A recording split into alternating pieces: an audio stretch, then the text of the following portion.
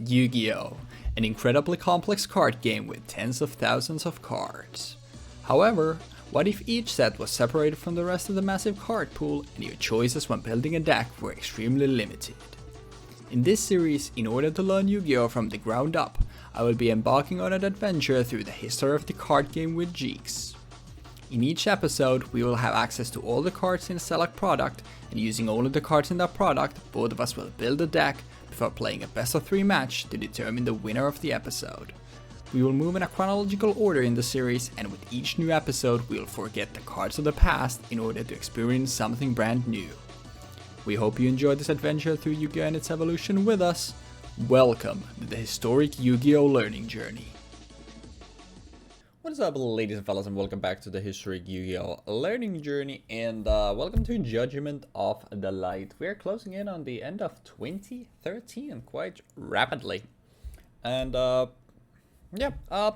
always, let's take a look at the set and see what we are working with. We just got the ban list for the modern version of Yu-Gi-Oh! 2, and there's a lot of stuff there. Kind of funny for the series, like my highlight there, because obviously I'm very out of touch. I know Snake Eyes is good, but I'm really out of touch with like modern Yu-Gi-Oh! For the most part. My highlight was like, yo, the Dragon Rulers are now at 2? Let's go! But yeah, that's neither here nor there, and Judgment of the Light is weird. Because I can scroll like this and you can see a lot of stuff that I personally have probably never heard before this set. And like, I think Schwarzhilde is the first one to consider. Because, I mean, Level 8, 2000, works for Galaxy Photon. Works for other stuff as well. It's basically there for rank 8 spam plays, which it's interesting, but nothing crazy. I think this is when we're getting Bojins. We keep getting more stuff to them in the near future as well. And this is one of those archetypes that I'm personally interested in at least trying. So I'm pretty confident in saying that we'll see it. At least one of us play it. Like at some point, it's basically just like Yamato is the main. You use the beasts to protect the beast warriors, basically. Is the archetype, but like I said, we'll hopefully see it a little bit later. Mecha Phantom Beast keeps getting stuff. I think it's been a few sets now when they've gotten stuff. Coldwing, one of the better ones for the main deck, is apparent here though, so something to consider if you want to play Mecha Phantom Beasts. Brother of the Firefest keeps getting stuff as well. There some Archfiend stuff. Probably the most notable for us, Traptrix. Obviously, Traptrix being immune to whole normal traps themselves, and obviously giving us access to said whole series of cards like Bottomless is still very good. There are other things there like Void, Trap Hole, Nightmare, whatever banishes the level 5 or higher. Like, there are a few good ones, but just Bottomless still being a very good one. Mascamillion, they're kind of, I think it's kind of better than Debris Dragon for our sake, but still, like, there isn't really much way for us to make use of it. Conquer Kuda, Kirin for the aforementioned archetypes, some extra stuff there. Star Eater, I think the first level 11 synchro actually. Then just some Xyz monsters, number monsters. We keep seeing number monsters, so we will have access to those. Is this our first rank up spell? Now when I think about it, Xyz Reception is also like generically okay. Actually, I want to say that's our first rank up. It might not be, but like, I wouldn't be surprised either way, but yeah. Cock-a-doodle-doo is interesting. You can summon it if you're summoning it onto a empty field as a level 3. Then you'll have a special summonable level 3 tuner, which is interesting. And the coaches, like Coach Soldier, Wolfbark, obviously being a Fire Beast Warrior, pairs really well with Firefest if that's an avenue to explore. And then we have a single Madolche card there as well. Jeexx was talking about Madolches at one point. I don't know if he's like completely abandoned that train though, but we shall see. My mouse wheel keeps acting up as always. Thank you, Steel Serious Sensei, for making my data a mouse line that is otherwise really great, and I love it, but the fucking scroll wheels break every time. Anyways, that was the set breakdown, as well as a 20-second segment about the recent ban list for Modern Yu-Gi-Oh! Hopefully you enjoyed, and I will see y'all in the deck building sections next. Alrighty then. So, Judgment of the Light. Judgment of the Light is I think it's the 4th to last set. Might even be the 3rd to last set. It's Judgment of the Light, Shadow Specters, Legacy of the Valiant. Oh, it's the 4th. Yeah. There's 3 more after this, specifically Shadow Specters, which has Dark Storm, Shadow Storm, whatever the fuck it's called. Then it had next up is Legacy of the Valiant, which has Silent Honor Arc, which is Shark 101, and then the last one is Primal Origin, which has fucking nothing, if I remember correctly. It's kind of worthless. But yeah, let us get started. We're gonna start with Cock-a-Doodle-Doo, which is a level 5 wind-winged beast monster that is also a tuner. If there are no monsters on the field, you can spell summon this card from your hand as a level 3 monster. If your opponent controls a monster and you control no monsters, no cards in general, you can spell summon this card from your hand as a level 4 monster. If this face-up card would leave the field, banish it instead. Then we have Confronting the Sea. When your opponent spell summons a monster from the extra deck during the damage step, you can spell summon this card from your hand, and if you this card is unaffected by monster effects that target this card. Maxi. Mecha Phantom Beast Blue Impala cannot be used as a Synchro Material monster except for the Synchro summon of a machine monster. The other Synchro Material monsters are Mecha Phantom Beasts.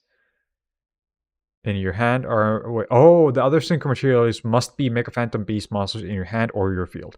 While you control a token, this card cannot be destroyed by battle or card effects. If only your opponent controls a monster, you can banish this card from your graveyard and spell summon one Mecha Phantom Beast token. Mecha Phantom Beast Cold Wing. If this card spell summon 2 Mecha Phantom Beast tokens. You must control another Mecha Phantom Beast monster to activate and to resolve this effect. This card's level is increased by the total levels of all Mecha Phantom Beast tokens you control. While you control a token, this card can be destroyed by battle card effect. Once per turn, you contribute 2 tokens, then target one card your opponent controls and destroy that target, and if you do, banish it.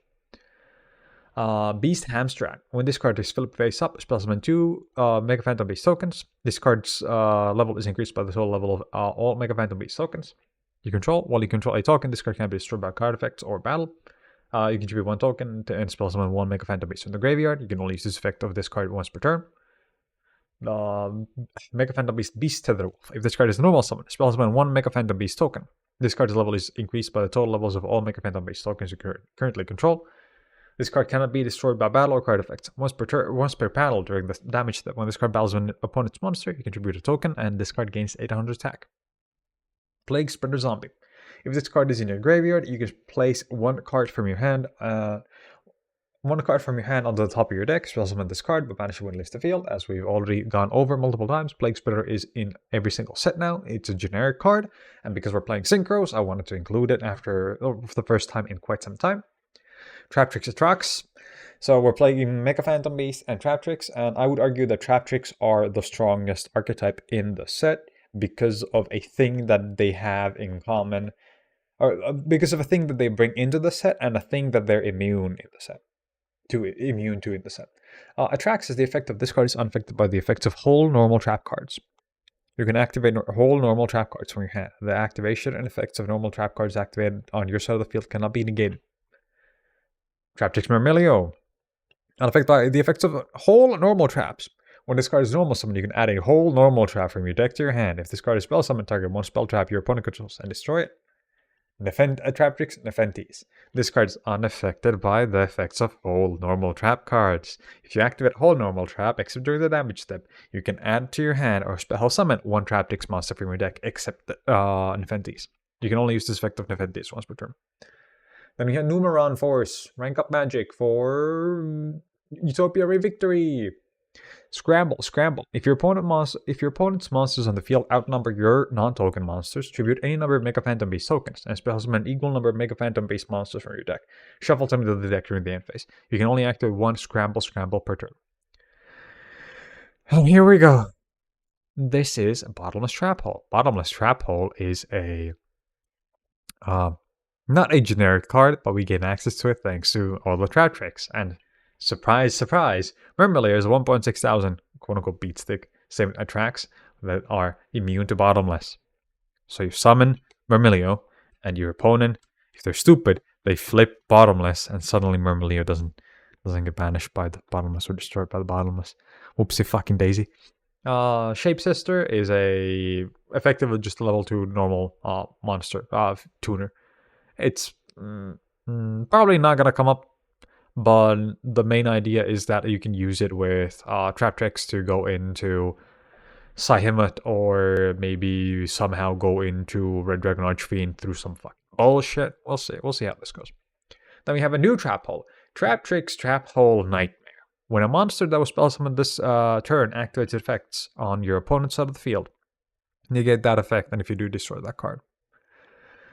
And then we have Void Trap Hole. When your opponent spell summons a monster with 2,000 or more attack, negate the effects of one of those monsters with 2,000 attack or more, and if you do, destroy it. Then we have Plague Spreader on the side, MST, Gallatin. This is here mostly because I was originally intending to play Noble Knights, but then I figured, well, I might as well just put these in the side in case I get some bullshit going, and then I forgot to remove them when I eventually decided, nah, I'll just do a full-on Mecha Phantom Beast. I could probably still remove them here, but whatever.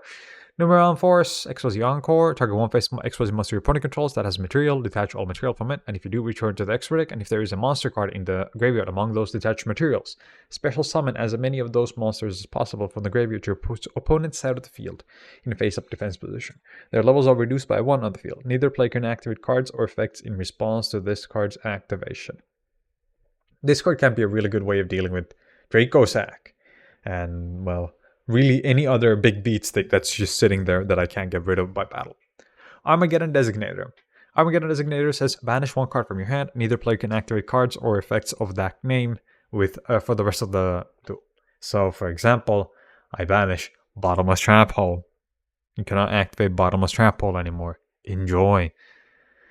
Reverse Glasses. Have the attack of all face-up monsters currently on the field until the end phase. So, this is here so that if there is a reality where a normal summon or a special summon, for example, Utopia, and then my opponent flips Bottomless Trap Hole, I flip Reverse Glasses, because now Reverse Glasses is going to make Utopia go to 1.250, and Bottomless only kills the monsters that have 1,500 attack, so you can go under Bottomless using Reverse Glasses.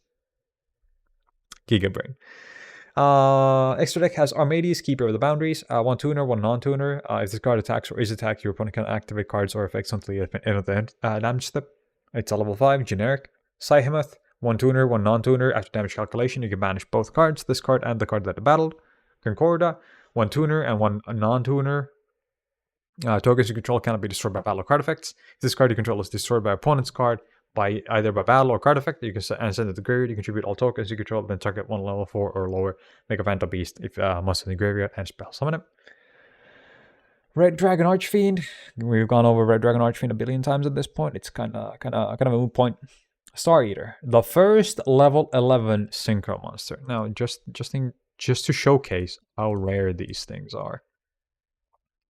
Like this came out in 2013, and in 11 years. We've only got 7, of like the majority of which have come out in like the last 3 years. So, like, I'm pretty sure this is like 2019, 2018, and I'm pretty sure this is like 2022, 2021. And then the rest are after that. It's kind of crazy. But yeah, the Star Eater is the first level 11 synchro monster. The 3,200 attack. I almost hit to 3,200 attack because of 3,200 attack, 2,800 defense. Must be synchro summoned and cannot be spell summoned by any other means. This card is synchro summoned, cannot be negated. When synchro summoned, the cards and effects cannot be activated. If this card attacks, it is unaffected by other cards' effects until the end of the damage step. So this thing exists so that I summon it, my opponent looks at his field and goes, fuck, and he realizes that he cannot kill it, and then I swing over things. And I just keep swinging. And I hope for the best. Thought Ruler Archfiend, generic level 8. If it destroys a monster, gain life points equal to the attack, and when a spell or trap card is activated, it targets one psychic monster, so itself, negate it by paying 1,000 life points. Draco Sack, we saw Draco Sack in the previous episode, one of the previous episodes, like 2 episodes ago, I think, at this point. It's really good, and we're playing Mecha Phantom Beast, so it's really, really good. Because if you have tokens on the field, it can't be destroyed. You can detach materials to summon tokens, and you can tribute tokens to pop cards. Legitimately really strong card. And also, none of these effects are hard ones per turn. So if you have 2 of them on the field, you can just keep popping. Just keep going. Just keep popping shit. Utopia, Black Sheep of Corn, level 2 level 4 monsters, detach 1 exotic material, send a card from the field to the graveyard that has less or equal to the attack of this card. Deal 1,000 damage to your opponent, it cannot attack after that. Crazy Box, RNG Shitfest, Utopia, Ray, and then Utopia Ray Victory, number C39. Requires 3 level 5 monsters or rank up magic. I actually didn't go over rank up magic Numeron Force. It has the effect of target 1 face-up XYZ monster you control. Spell summon from your extra deck 1 number C monster with the same type as that monster you control, but 1 rank higher by using it as the XYZ material. This spell summon is treated as an XYZ summon. XYZ materials attached to it are also treated as XYZ materials for the summon monster, yada yada. Then if any face-up cards are on the field other than this card and the monster summoned by it, negate the effects of those other cards. There we go. And then Utopia Ray Victory has the effect of, if this card attacks, your opponent can activate spell or trap cards until the end of the damage step. When this card declares an attack or on a face-up monster your opponent controls, you can attach 1 XYZ material from this card. Negate that opponent's face-up monster's effects. Also, this card gains attack equal to the opponent's monster's attack. These changes last until the end of this turn. Yeah, this card is not very good. It's very convoluted to summon. It can only negate 1 card on the field at a time, but it can be kind of big. It can be kind of large. You're gonna give it this thing big attack, and that's it. Yeah, that's the only reason why I want to try playing it.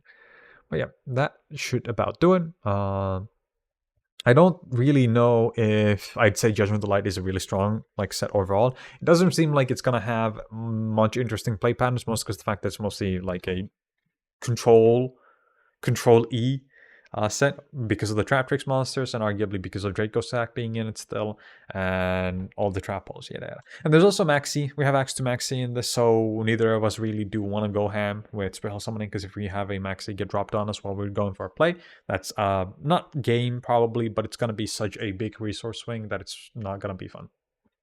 But yeah, we'll see how this goes. Good luck with the games.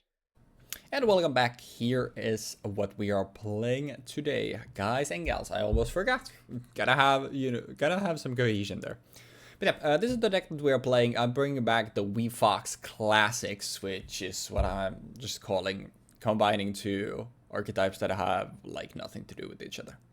But it's a clean 2020 split, so let's take a look at what we are working with, starting with the cards from the set. So, starting us off, we have Coast Soldier Wolfbark there, because we're playing quite a few Firefist cards. Obviously, like, being able to just get you get Wolfbark on the field, you can just get a Beast Warrior out of your grave, you can make rank 4 plays. Even if we get something like a Tuner, we can even make Synchro plays to go into level 8s. It's just really good. It's basically like designed to be played with Firefist.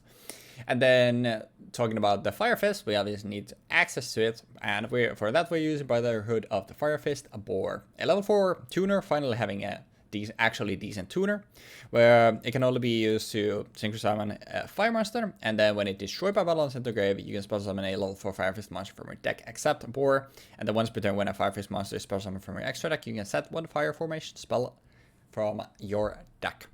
That's not really relevant, obviously, like being able to replace itself if it gets destroyed by battle is pretty neat.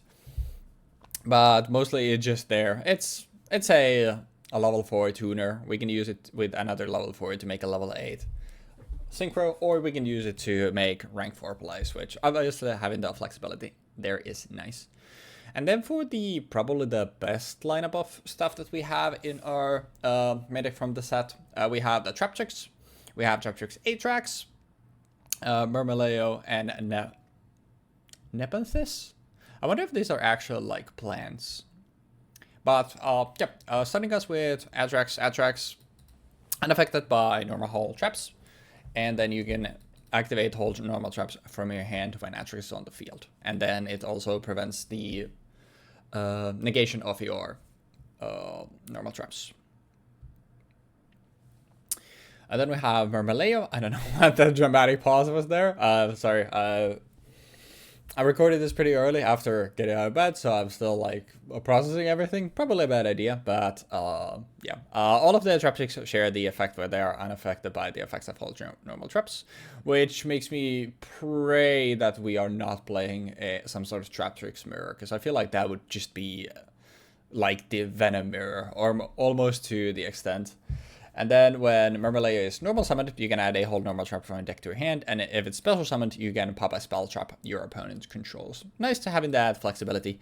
And usually we're going to be normal summoning this to get our trap holes, but we also have a way to special summon Murmaleo, which is Nepenthes, where if you activate a whole normal trap, except during the damage step, you can add to your hand or special summon a trap monster from your deck, except Nepenthes. Obviously with this, if you pops... if you use something like Bottomless to while Nepenthes is on the field, then we can just special summon Murmaleo on the field as well, and then also pop a back row if Jeexx has some back row. All of during his turn, which is some pretty good disruption actually to have. Then we just have 3 MST, because you know, it's a Traptrix set. Like, I expect Jeexx to at least be on 3 Bottomless, but there are also like other good back row in the set as well, but just the existence of Bottomless and maybe some other trap holes, I feel like is enough to justify playing some MSTs. Also, like, for the most part, the set is not the greatest unless you're like fully maxing out on Traptrix, which I didn't feel like doing, or playing something like, I guess, Mecha Phantom Beast, because then you have Cold Wings and some spell trap support. So instead, the last 4 cards for the set that we are playing are Xyz Reception, where you target has a monster you control that has a level, and you spell summon a monster from your hand that has the same level, but the effects are negated and the attack and defense mechanism 0. This is obviously just there. You can normal summon something, then you use this to special summon to make rank up plays. It's okay. It's a normal spell. It's nothing crazy. It's a serviceable card from the main set.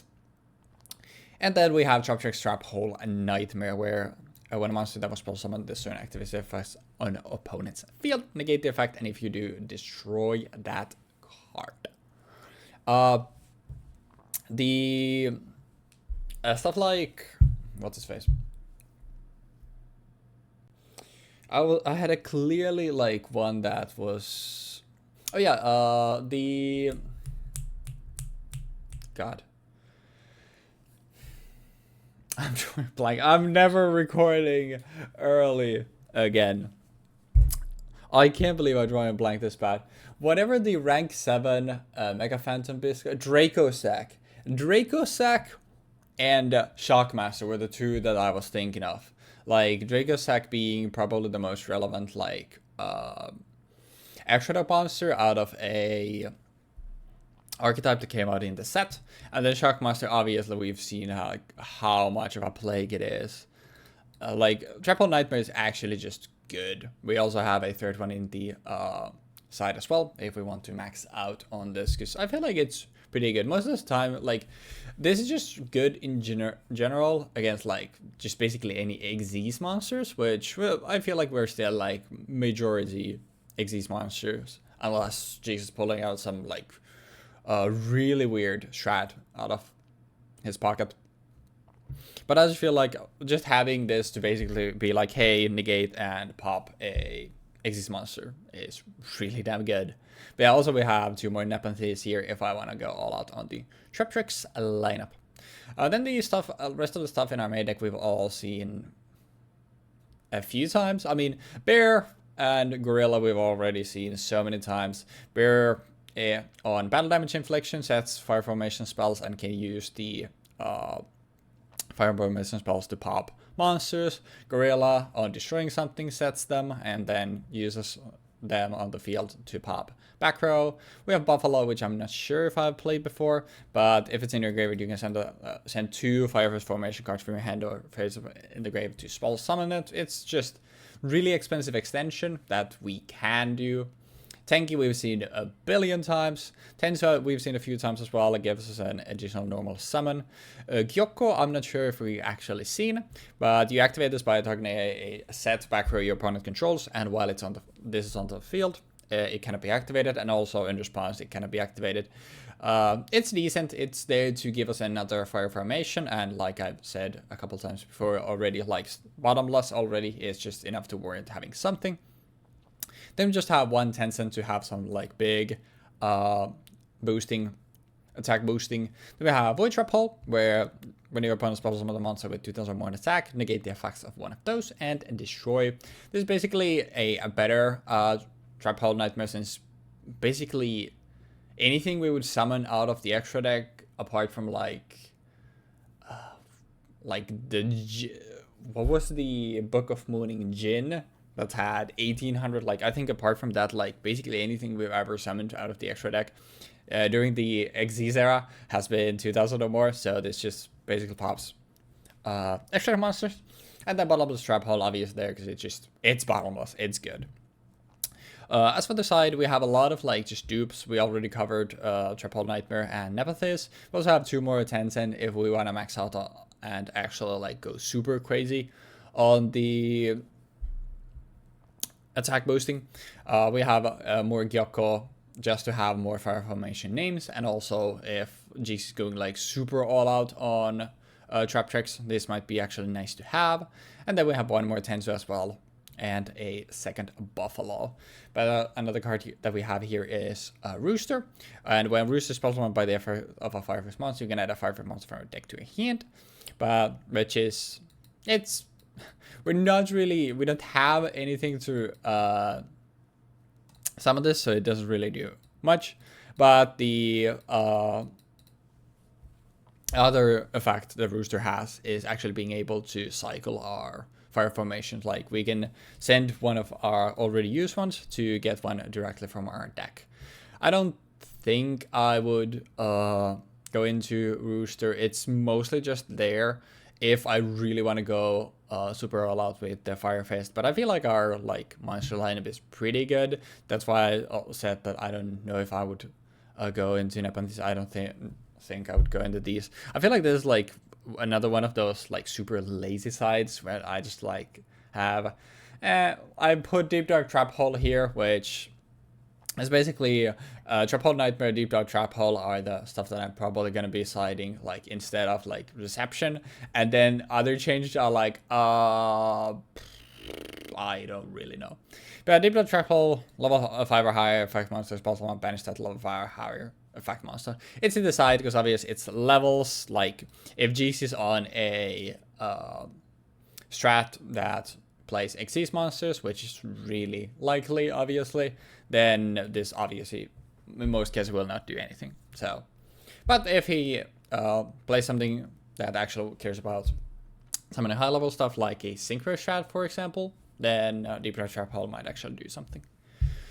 I feel like I explained so little information in such a drawn out time, so we'll cover the extra deck much quicker. We've seen everything here except for Utopia Ray, Victory, and Kieran, I think. So Kieran is not great, but it exists. It's a level 8 synchro, 2800 defense, big booty, takes a fire tuner and 1 or more non-tuner 5-face monsters, which, unfortunate, can't make it with Wolfark. And on Synchro Summon, you can set a fire formation spell trap directly from your deck, and then all monsters your opponent controls lose 100 for each face-up spell trap you control. 100.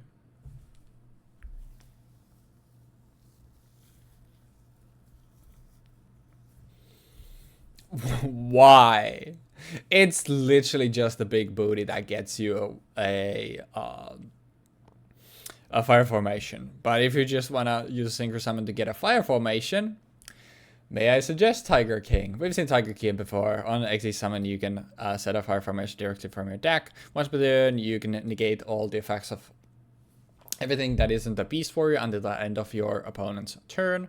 And then if you have a lot of fire formation on the field when this gets destroyed, sent from the field to the grave, then you can send 3 to get basically the materials back, but from the deck instead. Then we have Cardinal. Cardinal I played once before as well. It's there to deal with problematic stuff.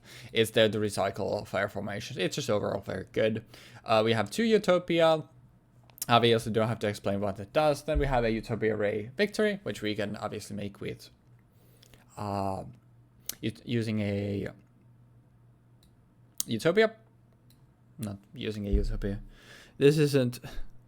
I don't know why I'm talking about the lightning a few years in advance. Utopia Ray Victory is there to give us numbers. It's cool though. And then we have Utopia, obvious Shockmaster, and then a single Black Ship of Corn. God, this was an awful deck breakdown. I'm sorry. Hopefully Jeexx was way better, because this was terrible. I apologize. Hopefully the games are good though, and those make up for the absolute terror that was my deck breakdown. I'm gonna stop recording this early. I apologize, and hopefully enjoy the episode regardless. I'll see y'all in the dueling zone next. Jesus, what a mess. Well, ladies and lads, welcome back to History Yu-Gi-Oh! Learning Journey. Initially it didn't show me that it was recording, so I got really confused, but I think, you know, the scuff is part of the deal here, so I think we're just gonna keep that in. But welcome back, and I'm immediately breaking my hat streak because I very recently came home from the gym, so I took a shower and my hair is still a little bit moist, so I just figured, let me not do that today. Moist. And also, the hat clearly is cursed. But we're doing Judgment of Light today. And Jeexx, how are you feeling about Judgment of Light? I feel like I'm gonna be judged fairly harshly for this. Even Ryu showed up in chat the other day saying that I've seen the light, and I'm kind of worried about that. I'll give it up. That was actually pretty good. So I will give it up. Yeah, I did toss tails on the coin flip, unfortunately, so maybe it wasn't just the hat that was cursing me. But yeah, best of luck to you, gamer. Righty then, chat room. Can we make a 7? We can make a 7. I would like to start off by special summoning from my hand Cock-a-doodle-doo as a level 3 monster. Then I would like to normal summon from my hand a Mecha Phantom Beast Coltwing. The Mecha Phantom Beast. We saw them with Dragon Rulers, but I think like this is the first time where we're actually like proper seeing the archetype, do some stuff. Yeah. So pretty cool. But yeah, please continue. I would like to synchro both of these off into a level 7 as Cock-a-doodle-doo is a level 3, and I would like to summon Mecha Phantom Beast and Concorda. Which has the effect of white cars. Yippee! The synchros are back. But yeah. You contribute all tokens you control then target level 4 or lower Mecha Phantom Beast monster in your graveyard and spell summon that target. Tokens you control cannot be destroyed by battle or card effects. Wait, where are the tokens? I can't get any tokens, bro. That's mildly unfortunate, I'm gonna be honest, because I did not really expect to have none on the field at this point. But you know, it's cool regardless. It's whatever. But yeah, then I would like to just pass. It's a 2.4k beat stick, so it's for now it just, you know, slap things. But if you have, actually, I'm not sure if there were like something that mentioned. Actually, wait, no, it wouldn't work because it's scapegoat. It's all one word, so never mind. I was thinking like, is there maybe something that you have cooking up there? But never mind. I don't think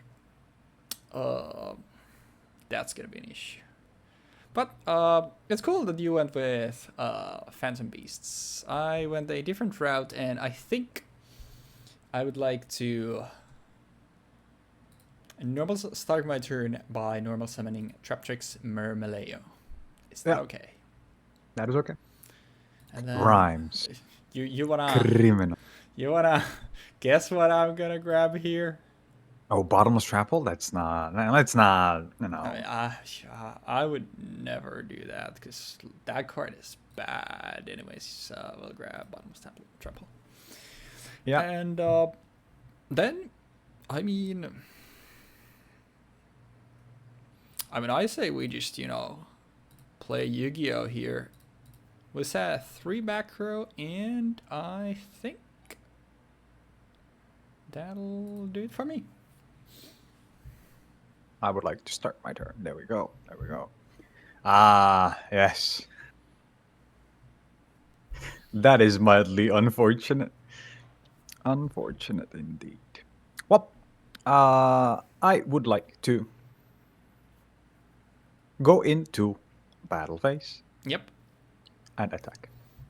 that is fine. And I will take Yep. a Hundo. And then I would like to set one card and pass. Alrighty. I'll be honest, I do not remember what were all the Mecha Phantom Beasts that were in the set, because I'm like, okay, is one of those that you would want to set, or is it something else? Because I'm also There's trying one to that think has of other token generators as well. There's one that has the effect of when it deals battle damage, you get to summon a token and has 2.1k defense. Oh, that's pretty good. Just want to put that Pretty out there. cool, pretty cool, pretty cool.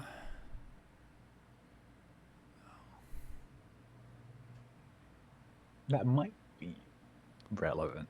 Yeah, that is definitely something that might come up.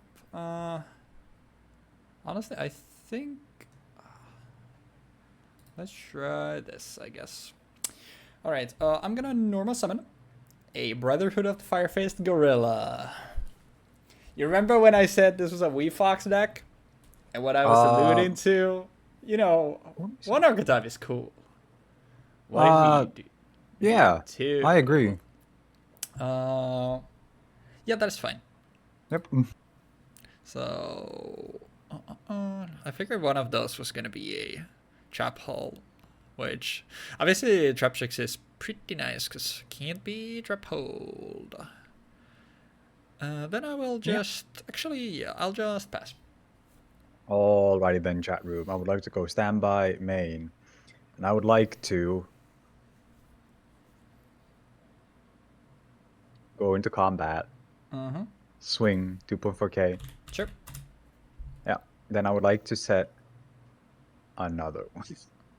Another one. And then Here I thought we were back. We were actually in 2013, 2014, but it's actually the 2010s again, baby. Anyways, you got another trap hole in there?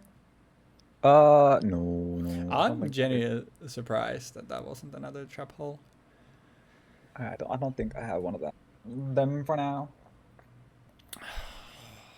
I don't know if this is the correct play, but I actually think that I will swing Gorilla into Concruda. Yep. 10-10. Gorilla becomes 2600 for this turn. Yeah. And then I get to set a spell. And I think we'll just set a tanky.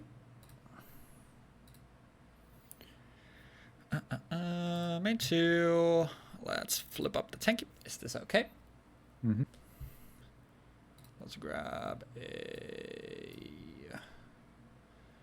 bear to hand.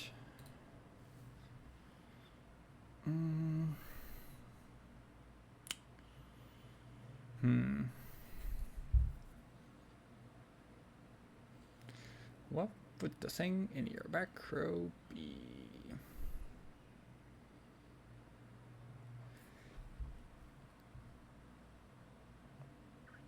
I always like firing blind, so you know, let's keep that tradition going. I'll send the tank to grave and pop it. Okay. I mean, I guess I happen to see that gone, but yeah, that'll be all she wrote for me. This is where you double flip summon stuff. I'm guessing a part of why you're setting stuff is that you can still use them for extra deck plays, and that gets around bottomless. Which, let's just say there's a pretty good chance that one of my set cards is a bottomless. I might know for a fact that one of your set cards is a bottomless. You don't know for a fact, because I know for a fact that one of your have one of those in my hand, but there's 0 chance you would keep a single spell and trap card in your hand if you can activate it. Oh, really? Is there? My guy literally went like, "There's no reason to ever just not go ham in Yu-Gi-Oh. You just play all your cards. There's no resource management." I saw reason, this. Huh? I see. 0 reason. I'll keep that in mind.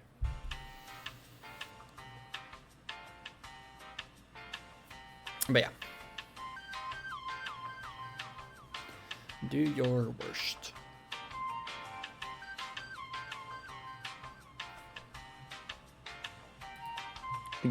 Yeah, I was just gonna say I'm not sure if you're doing a dramatic pause or we actually lost you.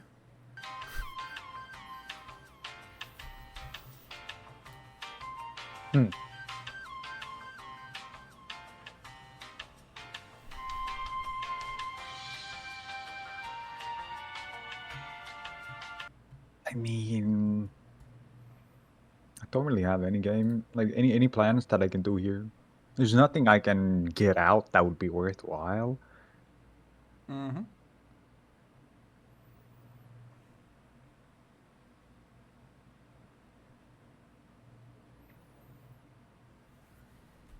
Unless, but that's gonna get destroyed. That's whatever.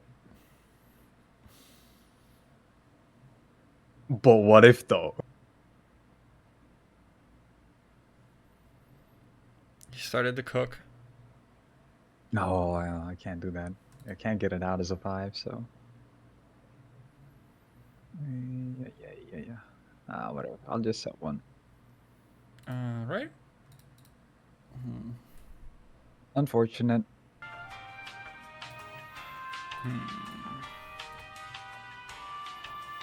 Indeed.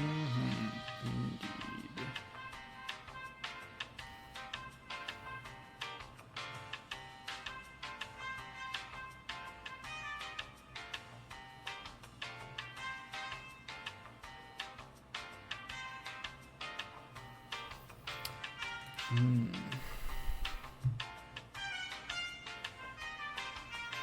mean, there's the obvious play, and then there's not being a piece of shit.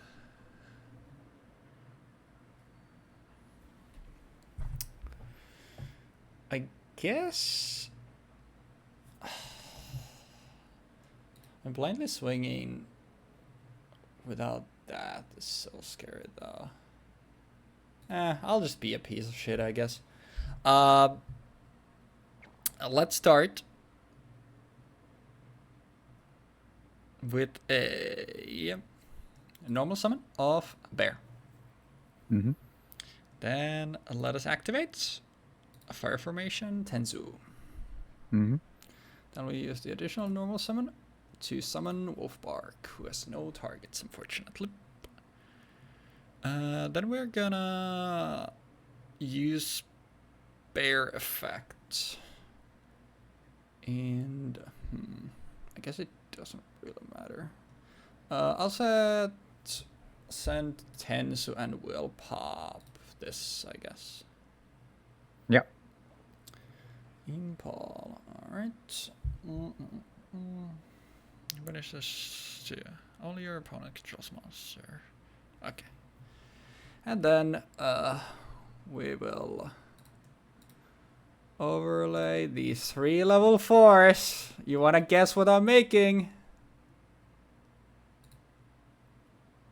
Everyone's favorite Shockmaster. Then we'll detach bear and no more monster effects. Then we go battle phase and we'll swing over, I guess, this thing. Alright. Then main 2 and that'll be all. What an interactive and fun card.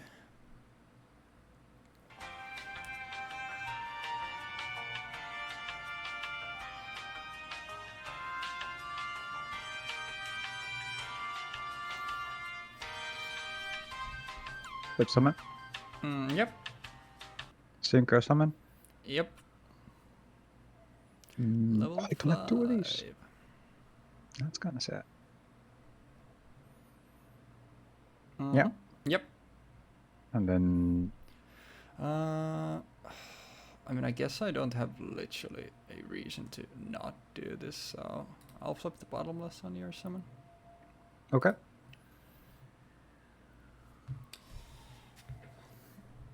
We should probably just, you know, stop playing Shockmaster, because that card is so... It's a lot of fun. Haha. I have a couple things that I think I want to change, so I'll pause the recording for just a second. Yep. And I think that'll be all I want to do. Good luck.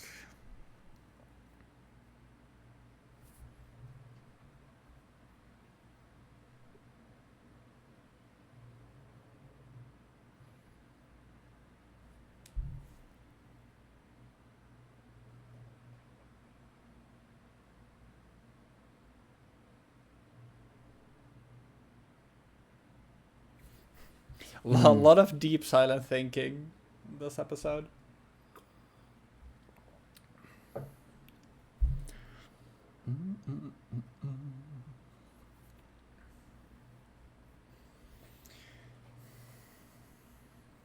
I'm gonna special summon Cock-a-doodle-doo as a 3.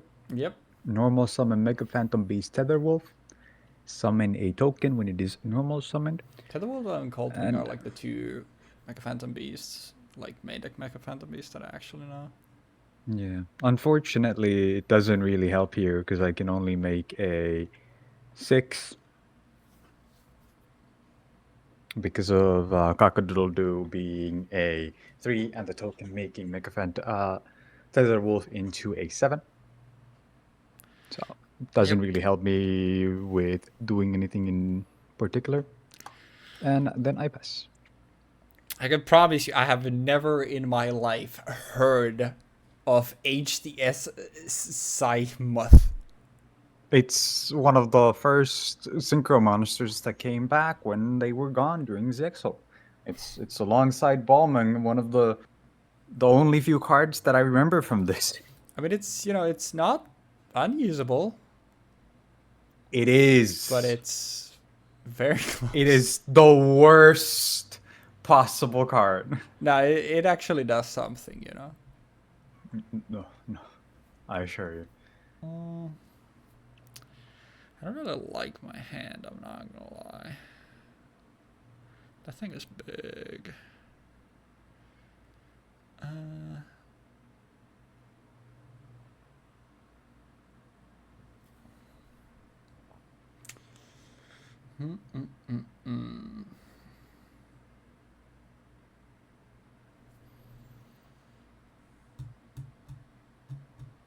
I think, honestly, I'll start with firing off of Yakko, so we'll obviously target that thing, because there's nothing else target, and I guess to make tracking easier, I'll just move this here. Then I'm gonna set 2 more in the back row, and unfortunately, I think that is all she wrote for my turn.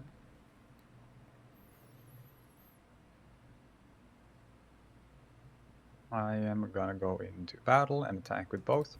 Mm-hmm. Then I'm gonna set 1 card and pass. You gotta be kidding me.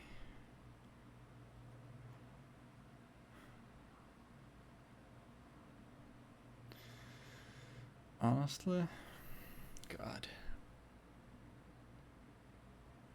They're not tokens, so I guess I have to do this because there's otherwise way too much damage. I'll normal summon Gorilla. Mm-hmm. And then I'll ram Gorilla into Tether Wolf. Yep. Oh, both are gone. Oh, it gives you 100? Okay. Yeah, Gecko. All of the fire formation give some damage boosting. It was literally like that. That's why I did it, because I just need to stem the bleeding a little bit. Then I'll set another card. And I will pass. Stand by main.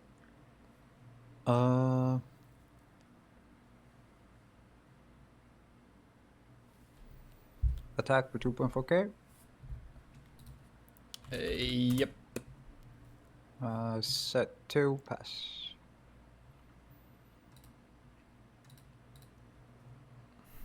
Well, isn't that just lovely? I'm not dead, but still not liking the position I am in. Stand by main. Normal summon Maxi, flip summon Maxi, flip summon Newtons. Swing into this, banish after damage calc. Oh, sure. Yeah. It's one of these things. And then swing for 1.8k. Enough. Yep. I had a third Maxi in hand. That's pretty funny. That's... I mean, both of us bricked, but one of us just bricked harder, I guess. Yep.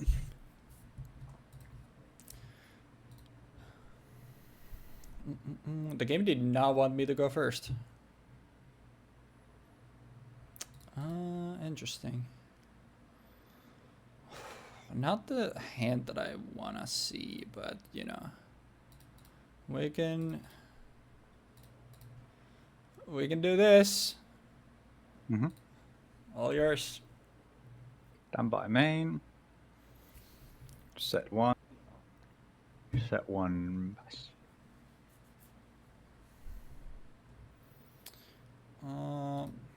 Why not? I'll blindly pop this. Yeah. Yeah.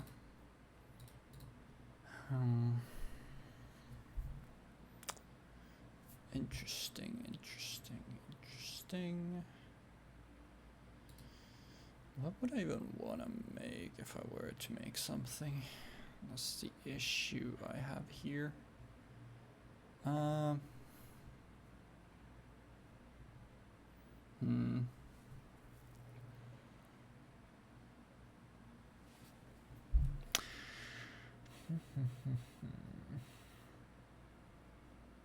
So I don't think this does anything. Yeah, I don't care about that. I guess we'll just do this. I'll normal summon Boar. And then I will overlay these two. On the normal summon, Yep. I discard Maxi. Yep. And I will use these two to make myself a Tiger King. You get a draw from that. Then I get to set a Tiger King. We're gonna set Tenki. We're gonna flip up Tenki. We'll grab Bear to hand. And I guess then we'll just move to battle phase and swing here. Yep, Hamstrat. Hamstrat summons 2 tokens, but because of the way the rulings work, Hamstrat gets destroyed. Yep. And do I... I don't think anything here matters. Yeah, no. I'll just go main 2. And... I'll just pass on that. Okay, stand by main. I would like to... Is Mecha Phantom Beast the first archetype to like really hone in on tokens? Because I at least can't think of any. I don't think Yu-Gi-Oh has really been one to utilize tokens too much until like I can think like the Adventure Engine. I think Cloudians had tokens, but I Did don't even they? remember what Cloudian tokens do. I thought Yeah, they were. Cloudian. Oh wait, I no, thought they no, were they're just for counters. like. No, Cloudian Sheep Cloud. If this card is destroyed by balance into the graveyard, spell summon 2 Cloudian tokens. So it's basically like Dandelion. Oh, But Dandelion is like the I mean, card. it's the token card, but I was like thinking more like Yeah. archetypes, because like Mega Fantasy obviously like the whole archetype revolves around tokens. So I was like thinking, and I guess like Yeah, I don't me think talking there's even an equivalent. yeah, even me like talking about the adventure engine. It's an engine. It's not really an archetype, I guess. Yeah, But kinda. tokens are so Um, prevalent in Magic, so that was just. I would like to. Mm-hmm.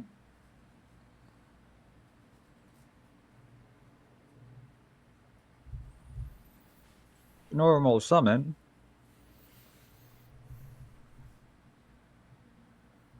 Play. Wait, double checking something. God, this card sucks. Imagine playing bad cards. Couldn't be me. I'll play good cards.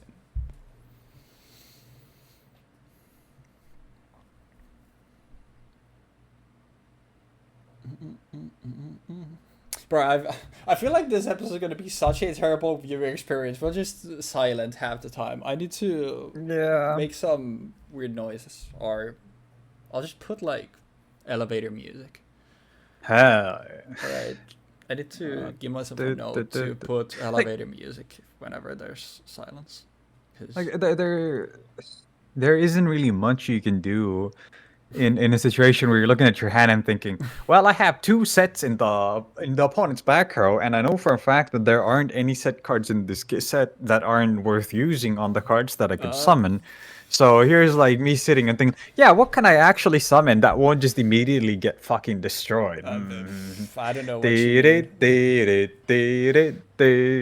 You making the sounds is gonna ruin it if I end up putting them in myself. Or then I'll just make it like, maybe I'll just put Subway Surfers gameplay on the screen or something. Fuck, Wait, that man. might be something. I'm gonna forget all of these things in 10 minutes and then never make these edits. We always talk about the edits in the episode, then it Vanguard. ends up happening. It's like, okay, there's like one Vine boom that I remember, and then there are like 3 Hell different yeah. situations that I completely forgot. Like, oh yeah, I was supposed to make something here. So I'm gonna peel back the curtain a little bit. I do not actually go through all the games again when I'm doing the editing stuff unless I have a specific moment. Okay, I wanted to do this thing here, and if I don't remember those, I just like, bro, fuck that. This is some of the episodes are so long. I'm like, hell no, I ain't getting paid for this. I ain't going through that shit. Are you kidding me? I'll just normal summon Plague Spreader and Syncord off for a Unfortunately, can't banish that thing. yeah, there we go. And now What in the fuck? Hey, Huh? why would you put that in the banish zone? I don't know. Okay, okay, it wasn't the trap hole that you were maybe expecting. Oh no, I can't believe it wasn't the trap hole that I was expecting. I think that's probably the weirdest possible card you could have possibly played in this situation, considering the fact that like this is just bro, what the fuck? It banishes the red dragon Orphan. But literally, bottomless is just infinitely better. I mean, I guess you get to play 6 copies of bottomless. I was gonna say It's, like, you're never gonna believe that I have no, it's not worth it playing. It's gonna take 16 years. Yeah, let's go. I drew MST. That's fun. What would I Didn't even have have any place. made? I would have probably just made another Tiger King, I guess. I would have made Tiger King. I would have had... Actually, yeah, I can do this, then... Yeah, I don't think. What would I even have drawn next? Well, that would have been a bottomless. And that would have been another bottomless. And that would have been a Traptrix, Trapper, Nightmare. Boom. I had Murmaleo in hand, and that was a... Gotcha. What makes this awkward, and one thing I was worried when building this deck was that I was like, what if you just end up going like hard trap tricks? Because obviously, like, then the trap holes don't do shit. How many trap tricks were you playing? all of them. Oh, gotcha. All of them. Because I was thinking, because you were like, there's no reason to keep stuff in your hand, but there is some reason, because Atrax is in here. Yeah, so you were alluding to earlier an archetype that the whole thing wholesale revolves around. I'm assuming you were talking about Traptrix. Or were you talking about... Yes. I was like, if you were talking The about... entire set revolves solely around the archetype that invalidates the best form of removal that we get access to in this set. And the cards all in that archetype all have good effects and good stat lines. So as long as you get to play Atraxas and Myrmidons and Nepenthes onto the field, your opponent can't arguably do anything because you can just continuously prevent them from playing their beatsticks out. And as long as they don't play Traptrix themselves, they can never win out. And even if they do, you'll just trade. And at the end of the day, trading means you're both even on tempo, but you still have all your trap holes. Yep. So I was your only other option is to play Brotherhoods, Brotherhood of the Fire Fist, because Fire Fists have the ability to deal with Traptrix by sometimes going under trap holes like Bottomless. But then the issue is, if they happen to Bottomless your bear, you just like, yep. I hope I get it next time. I mean, if And they then you bottomless pass. your bear, that's one of their 3 cards for one of your 3 cards. You know, What a it trade! is a game we play. I can't wait for my opponent to use Traptrix, Trap Hole, Nightmare on all my extra deck monsters that can deal with the Traptrix monsters, because all my other monsters Smile. suck ass. Smile. Also, while we're here, can we just agree to, gentlemen, that we're not playing Shockmaster anymore? Yeah, I think Shockmaster gets banned here. I mean, I'm not surprised if it's already banned, but you know how our series is with bad cards. We don't care. And it's 2013. Okay, yeah. So It has been banned since 2013. I think it was this released. Is this the penultimate set of 2013? It was quite literally banned in September 2013, which I think this is before that even. Is it before? If I think this is April. Oh, it's August. It's August. I was literally gonna say I think this is August or September. It gets banned the next fucking month. But yeah, normally obviously because of the nature of the series and us wanting to highlight stuff, we obviously are allowed to play limited stuff and bane stuff like as much as we want. But I think Shockmaster is just so unfun and it's not interesting. We already have 10 million at this point. We have so many like cooler, so many nice like toolboxy rank 4s that we're always gonna have access to, even with just numbers. I don't think we're losing anything by just gentlemening that we're not gonna play it anymore. So you cool if we just do that. Yeah, legitimately next set. No, the set after the next, we get arguably the strongest toolbox card for numbers, and that's 101. Yeah, Shark, solid honor arc, and that's like the fact that we get that makes me go like, yeah, of course. Fuck Shockmaster. The only thing that Shockmaster does is it is a preventative measure for playing the game. Like it prevents the issues that could arise from your opponent playing their cards, and that's what it's a toolbox card that just says your opponent cannot have problems for you to solve. Whereas Shark is a card that is a toolbox card that solves basically all the problems your opponent could present to you. Yeah. Because most of your opponent's problems are going to be special summon monsters. Shark detach 2, right? Yes, detach 2, then attach 1, and it can be destroyed once after that. Yeah. Because like obviously Shark is incredibly good, but I think Shark is like it's less degenerate. It's obviously super powerful, but the thing is like you nab something, then once it protects itself from being popped, okay, cool. If you have any means of attaching more, then obviously you can do more, but obviously that's already a niche interaction. Where Shockmaster, if you're I think for the time it's still a little bit hard to put 3 level 4s on the board for us, so if you're doing that, you're probably in a pretty good position. And then at that point it's basically okay, now I managed to make this, and now my opponent doesn't get to play the game for 3 turns, and it's not interesting. It's a win more card. Like when you have it on the board, your opponent just sits there, sighs, passes, and like sets a card, passes. Then it's your turn. I call monster again. For like 3 turns in a row, your opponent just sits there sighing as you slowly build up your board and they deal with your board because you can't even activate the monster effects that we activate when they deal Yeah. with this stuff.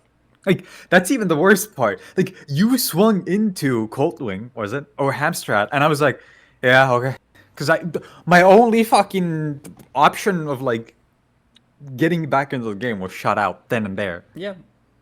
That's I Like, don't it is just such a degenerate card, and I mean I hate it for the same reason that I hate a lot of the like just generically super good floodgates, because I mean it's essentially a floodgate. Like 3 turns might as well just be okay, it's there for the but, rest of the game, because if you you're know, establishing that, your opponent is not playing the game anymore until you win. yeah. But with skill drain, and even to a certain degree, a card like Royal Oppression, you have the option of like you have skillful play with Royal Oppression, arguably.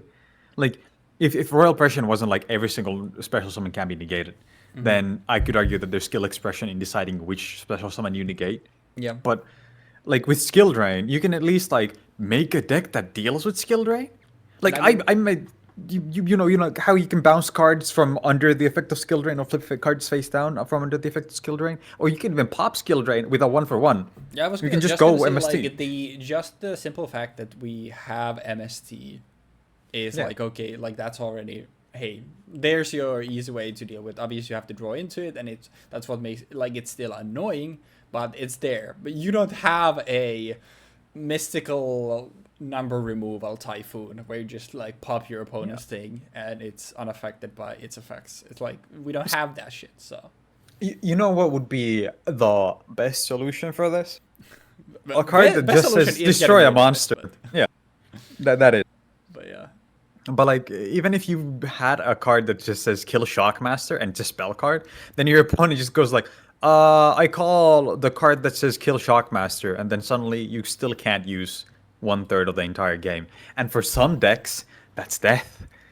Like Shockmaster in modern Yu-Gi-Oh doesn't sound that bad until you realize that there are decks that specifically exist to play Magical Village of the Spellcasters because of the fact that, or is it Magical Village? It's the one that says Hidden Villages spellcaster Hidden says Village. like Yes, you have to have spellcaster to be able to activate spells, but if your yes, opponent doesn't have spellcasters, or they don't get to play the game essentially. Which exactly. I would argue the people playing that card are the people that deserve to get Shockmaster, but that's just me. No, but that card, I literally played against a card like that at locals recently, like a deck at I'm locals sorry. recently. That turbos out this card, and the only reason why I won was because my opponent kept playing Magispectors, and he kept trying to add shit to his hand, and I was like, I'm gonna kill that. That's not gonna. I'm gonna destroy your scale. Okay. Oh, that thing has an effect when you pop another card. I'm gonna destroy that scale as well. Or you're adding a field spell to your hand. I'm gonna ash that. Or you're trying to activate a monster effect. I'm gonna activate this effect in response. And then he just after the second game, he was like, "Yes, I was trying to add this." And he showed me Secret Village of the Spellcasters. And I was sitting there thinking, I don't have any way of possibly outing this card because my deck was all spell cards.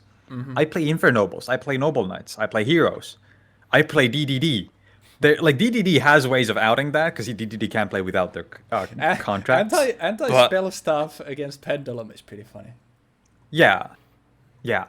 But like they were playing the anti-spell stuff, but they were also playing like you don't need the pendulum scales for DDD because DDD doesn't have to rely on those, and also DDD can play their pendulum scales without having to activate them because they can just place them through Gilgamesh. But that's a whole different thing entirely.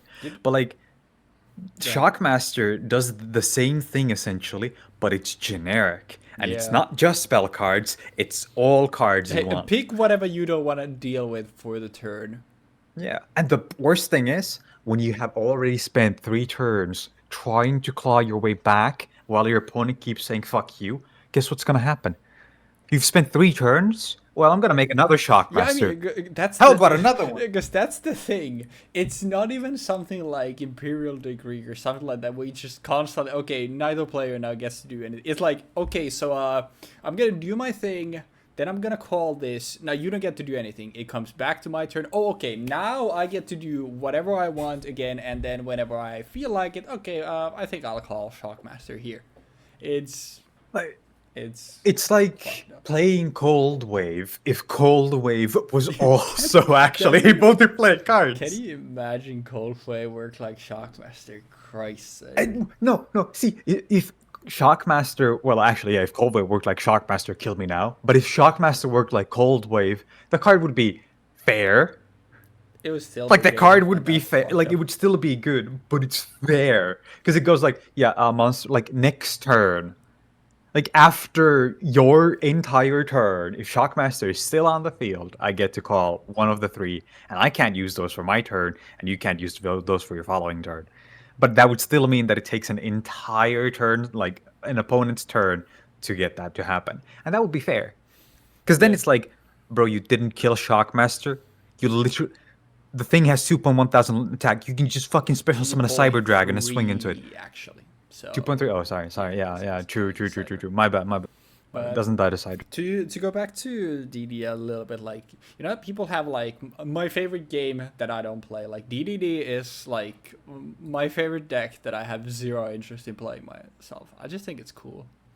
DDD is one of the coolest archetypes in terms of how they play because the fact that they just like somebody somewhere just said, "How about we say fuck it and we make an actually cool archetype that plays all summoning forms other than rituals." Yeah.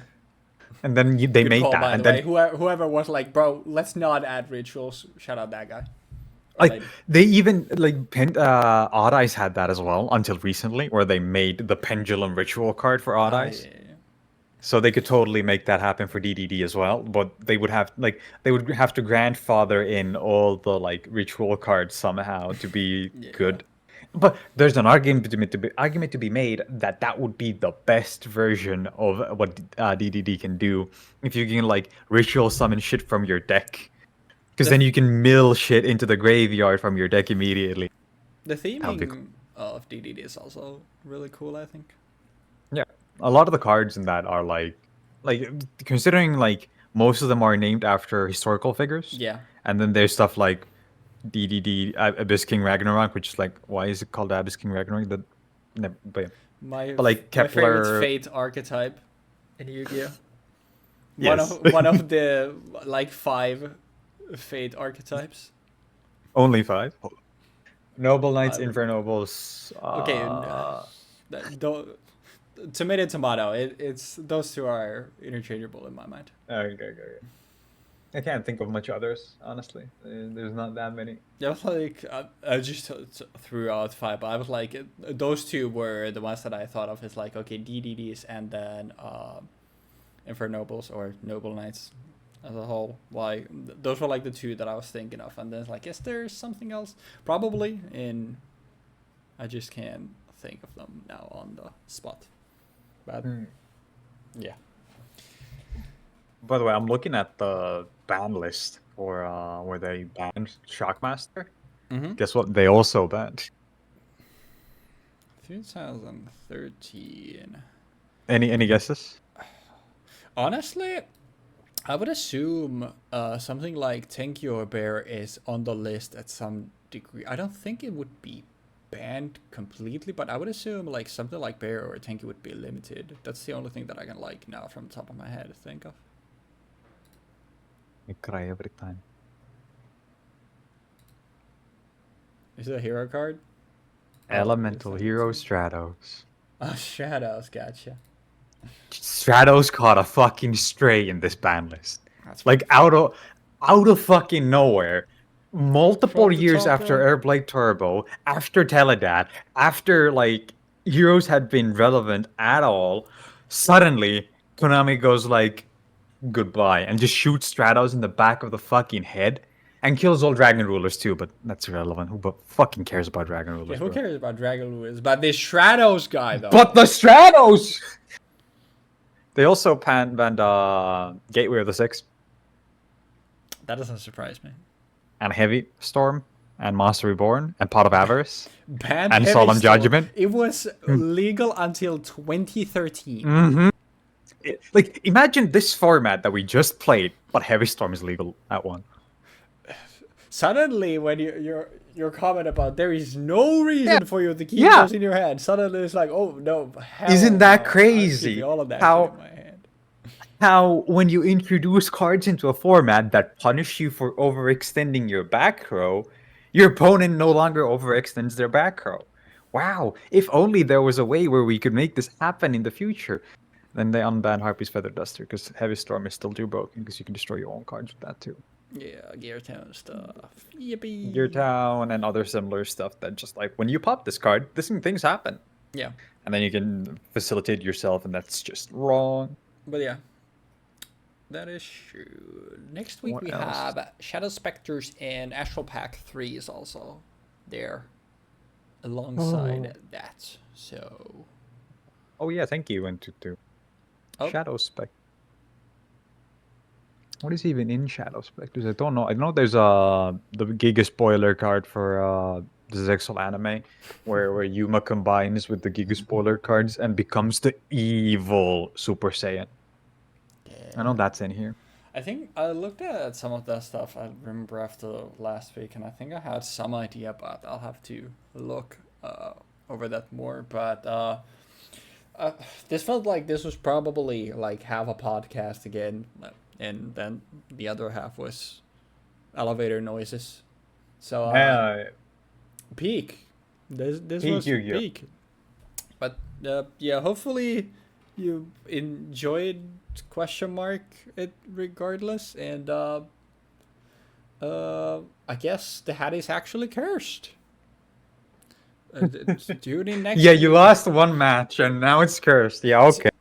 I Sure, won but- without the hat, so tune in next week to see if I have a hat or not. And bro, Are we already gonna ignore terrible viewer retention is gonna drop to 0 because someone's gonna click the episode, go to see, okay, this dude is wearing a hat, so he loses, and then click off.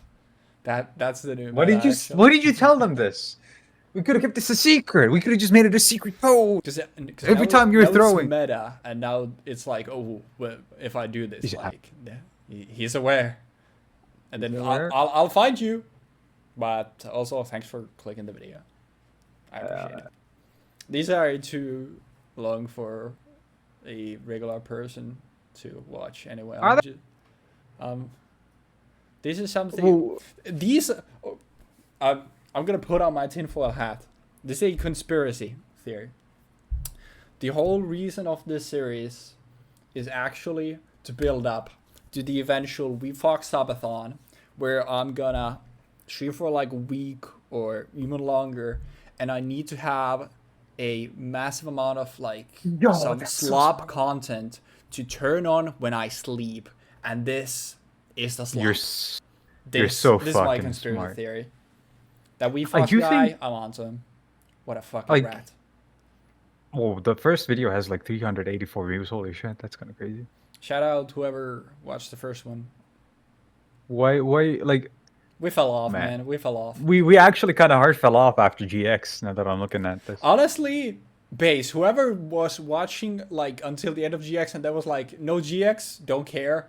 Actually, shout out. Because good taste. But I mean, also- to be fair, like, Photon Shockwave has 83 views. I mean, it has photon in the name, so you know it's like it's the best. Kringa. It's the best archetype. Galaxy Photon. It's just the goat. Space is just cool. I mean, Space Dragons, it's just fucking cool. Fair. But Can I see what the most replayed parts are in these videos, by the way? No, I can't. We don't have enough people watching. Oh, we fell off. God, I hate Dark World. Shoutouts to Alan's Jolguin 5926. For the rare comment. I think we got Right. through like 2 episodes. That was like, bro, this shit ass. Yeah. I respect it though. I do feel like these are not too long for normal human beings. I think the issue is that as the series goes on, we're gonna spend more and more time thinking about the things we're doing, and because like we don't have like if we recorded our audio tracks separately, for example, we could have a world where I can actually make thinking noises and you can record them, like, or you can put them into the video. And that way we could have a world where the viewers can actually hear the thought process that I'm having as well. Because I specifically The don't want to fu- press the the push to talk when I'm doing that. the fucking the office caught us, so like where it's like the company needs to find the difference between these two pictures, then it cuts off to the interview. They're the same picture. It's like so what you thinking about, and then it cuts to an interview with you. So basically at that moment, since he had these things and I could do this or this, I was thinking like that's where we get the office like cuts. That would be good. That would be great. Imagine the viewer retention on Now those. there are two issues with that. Number one, You would have to edit. I would need to put an effort, and fuck that. Number two, the time. I mean, No, effort time I'm take kind of, but like brother, that shit would take way longer, and I'm more thinking like because I don't press push to talk while I'm talking to myself when I'm thinking things over, and because usually I don't press push to talk whenever like that's happening. I rarely talk, but if I was recording myself, I would probably be looking at my board, and I could just record my audio for that and go over the things that I'm thinking of while you're thinking of your things. I guess And then it is definitely like it's different because it's like basically the viewer gets only my POV, and like obviously they never know what you have going on. yeah, So. I think there's an argument to be made that like if there was something that could be edited, it could be like cuts between us when it's our turn. But again, that's a lot of effort. That's a lot of effort. It's like if Not worth the effort. if you know if magically someone like came to me like, all right dude, here's your $1,000,000 idea, it's like sure, but yeah, like obviously for now it's just this is a fun excuse for me to actually be playing Yu-Gi-Oh. We get to play some games, just banter, and go through Play the Shockmaster actual turn like 2. Sorry. Play Shockmaster turn 2. Yeah, we'll play Shockmaster. Call the other person a slur for playing Shockmaster. We're playing 6-7. Well, that's still fucked up, man. Man, 6-AMs can spam out Shockmaster, by the way. They can spam out many things. Cause with Kazans, they just summon Kazans and they make one Shockmaster, and they detach Kazan 3 times. You can just and they recycle. Just make a couple of Shockmaster, like call spells with the first one, then make the other one, and then call monsters, and then like there you go. Hey, you didn't get to play the game already. Here you go. Smile. And the nearest opponent wants to greed, make the third one, and you torrential tribute both of their Shockmasters and whatever they summon. But and that's when you pop up the Magatama thing, and you're like, LMAO. Get Omni. And actually, you have Shien on board. Oh yeah, so you just negate it. Yeah, that's true. That's pretty fun. Okay. It's a great archetype. Some would say so. Like one of the greatest of all time. No. But yeah, bro, we went and did like the meta stuff and like talking about weird shit. This was actually like just another podcast episode, I guess. But hey, that's what we like doing sometimes. But yeah, the gist of it, if you skipped at the end, hi, thanks for clicking the video. Hello. And is stuff will probably stay pretty much the same because you know it's easy. I like easy. I like consuming slop myself, so you know producing slop is nice. And genuinely though, I don't think I'd ever do a fucking streamathon. That sounds like hell. And also, that sounds like I'm a student, and next week, but when you see us play the game next week, my final semester, not final semester, like my final year, supposedly final year, well started, and it's gonna be hell from this fall to Christmas, because I'm gonna have my thesis to do, I'm gonna have my portfolio to do, and then I'm also gonna have all the teaching training. So if I can make it to Christmas, I think we're good. If I can't, well then that, you know, but it'll be fun. But it's, if I had infinite time, there are definitely changes that I'd want to make. But for now, it's like I'm happy. It's it pleases me, and usually like ultimately if you're making content for fun, if you're not making content that you yourself enjoy, then at that point it's kind of what's the point.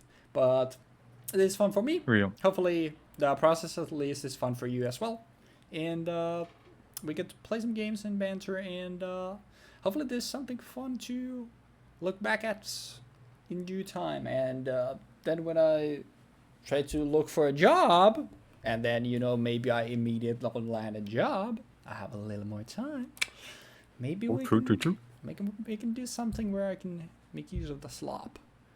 But edit all the Yu-Gi-Oh! Learning Journey episodes down into 15-minute bite-sized no. episodes. Hell no. And then, I was meaning Imagine. like, doing a longer stream thing where I can use this.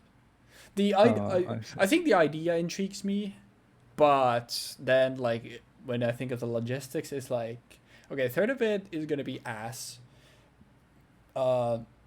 Some parts of it I'm just gonna be making food, and it's gonna be more ass. And then I need just have it on screen and you'll be fine. I need 10 million ideas what I want to do, and also I'm still addicted to gacha, so every single day it's like, all right guys, time for the gacha segment, time for me to do my Zenless Zone Zero and Genshin Impact dailies. Yeah, that's me every Sunday, bro. I guess everybody loves Genshin dailies, right? Yippee! Right, yeah. Right, guys. Yeah. No Genshin dailies. But yeah, it's all good, bro. You just gotta have some slop ready, and you gotta play Harry Potter and the Philosopher's Stone, or as it is known, Harry Potter ja Viisasten kivi. The biggest video game of all time. You just gotta play that shit. Mm-hmm. There's some garbage that I want to play, but I don't think I'm interested in playing that. But at some point there will be the Bakugan Battle Brawlers playthrough, because that game fucks hard. That game is actually so good. It's my favorite PS. Okay, probably not, because it's like whoa, it's up there. Genuinely. My guy is wilding right now. Wait, that actually the PS2. The PS2 has no the games. PS2, the console with the most video games of all time outside of PC, has no games, Which guys. game? Okay. Dude, I saw a fucking meme where a 6-year-old or some shit was like, see guys, the PS2 has no games. Like, some fucking child on Twitter saw a picture of the PS2, and they were joking about how the PS2 has no games. Okay. Children on the internet should be banned. Okay, whoever was the parent that let a 6-year-old make a Twitter account, first of all, I swear. What the I swear that was a fuck is wrong 6-year-old. with you? I don't think it's actually a 6-year-old. I'm just making up a number, because the fact that they have to be a child, a literal fucking toddler, to be so unaware. That the PS2 has no games. But yes, the video game console. That's an idea. Okay, turn it on twitch.tv/Weebfox at some point. PS2 top games ranking or tier list or something. Guys, you don't need to do that. You can just come over to twitch.tv/Jeexx, and I've already made that tier list. I can show you. Wait, top PS2 games? Have you? No, basically my top 100 video games of all time is okay, mostly but your 100 games of all time had some garbage like Final Fantasy 14. Yeah, okay. Okay, now it's been long enough pause, so the Final Fantasy 14 viewers, they paused the video, they're like, bro, what the fuck do you mean? It's a comment, better for the algorithm. Now they're gonna unpause. Hey, thanks for the comment. Your game is we're so okay, fucking... I guess. Your game is pretty good, guys. I only have like 7,000 hours. Actually, not pretty good. Okay, now you're going too far. Let's 7,519 hours. And that's less than I have on League of Legends, so I guess that automatically means that League of Legends is the greater game. Thanks for watching, guys, and tune in next time for a podcast about PS2, the logistics of YouTube videos, and maybe a little bit of Yu-Gi-Oh gameplay on the Guys, stream. like and subscribe, and remember to come on over to Jeexx, twitch.tv/Jeexx for the next subathon that's happening. Never. Yeah, I was I'll make sure to make a lot of content. I'll play all of my top 100 games of all time if I get 500 subscribers. Thank you, everybody. that's actually pretty good. But for real, check out Jeexx stream. He's actually consistent. He streams every Sunday, except No, I don't. Sundays when he doesn't, but that's rarely. So it's usually every Sunday. And I'll So try to fucking also stream more. I'm actually, this summer gave me some ideas that I want to be doing. And yeah. But at the end of the Just day, unironically said. sorry? My guy just unironically said Jeek streams every Sunday, except when he doesn't. Am I wrong though? You're not wrong, That but is, like, yep.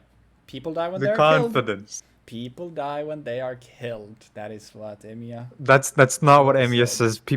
Okay, well, He says people die when they are killed. That is how it should be. He's saying that because he did not die well, when he he was also killed. cast a level 8 hardening on his dick, so Yes, he can do yes, he whatever did. he wants. And he fucked Hosaka's defenseless anus. Okay, and luckily we're long enough to the video where hopefully nobody hears these things. But yeah, okay, that actually like flashbanged me. Yeah, I don't have a punchline or anything to go, so hopefully we'll just see you next time. And I'm so sorry. Peace.